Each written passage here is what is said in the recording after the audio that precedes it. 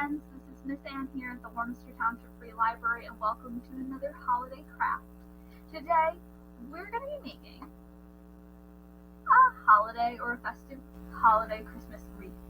So let's go over the supplies that you'll need to do this craft. If you picked up a kit here at the library, it'll include a paper plate, and the center of that paper plate will be cut out for you. It'll include these foam green leaves, foam red circles, and a foam bow cutout. But these are things that you can easily cut out on your own or use things that you might have around your house, like tissue paper or things like that. It'll also include a piece of string, and again, you can kind of supplement with a piece of yarn. What you are going to need to provide is glue. I highly recommend white glue. I actually started with craft like a glue stick and it didn't work. So my recommendation is like a white glue, like Elmer's glue, and then crayons and markers. So step one. As I was doing this, I realized that the original first step should be to color your paper plate. As I was gluing things down, I realized that you can still see a lot of the white. So if you don't like that kind of look, feel free to color in your like paper plate first. You can use paint, you can use markers, crayons, whatever you want.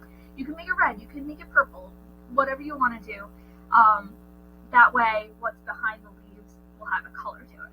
My recommendation is actually to use green or red, might be really fun, kind of those Christmas colors. But when I started this, my first step was to glue on those green wreath leaves around the paper plate. Again, I started with a craft stick, and I realized the glue stick, and I realized that it was just not sticking, and I switched to a white glue, and that worked a lot better.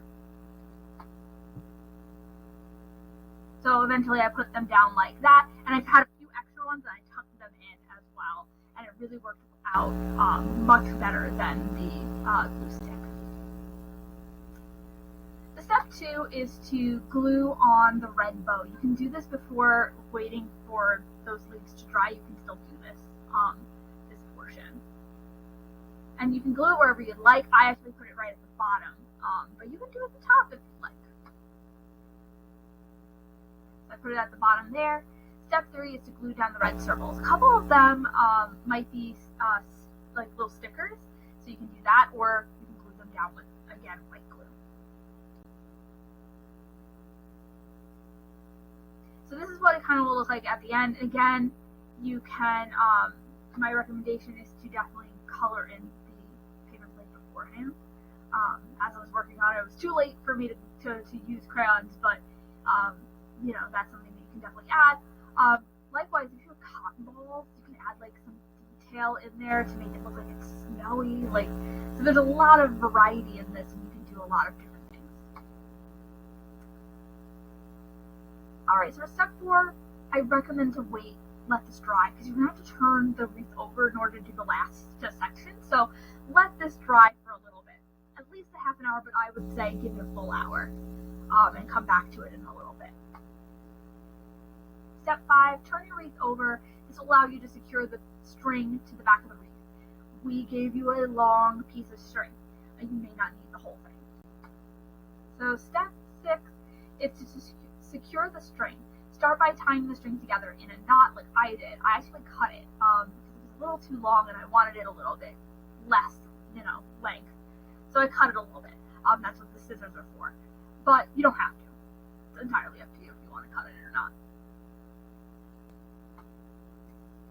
Step seven, glue the knot to the back of the wreath and let it dry. You can glue and then put tape over it, or you can just use tape if you want this to go a little bit quicker.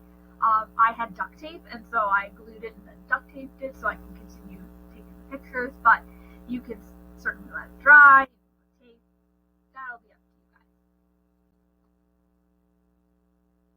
Step 8, decorate your wreath with markers, crayons, or anything else you have on hand. So you can, at this point, you can add like festive details, you can write in Merry Christmas someplace. That's up to you. You can decide how you want to decorate this wreath, if you want to decorate it anymore, or if you don't. I added just a festive Merry Christmas in the center on the bow. So step 9 is to hang your wreath and enjoy. Merry Christmas to all, and to all a good night. And as always, we have our crafts on YouTube, so do check us out on our Warminster Library YouTube channel. We have other holiday crafts on there, ones for the winter solstice, Hanukkah, Kwanzaa's coming up, and even the new year, so it's like the New Year's crafts. So if you liked what you saw here, check all the other ones out. We'd love for you guys to test those crafts out as well.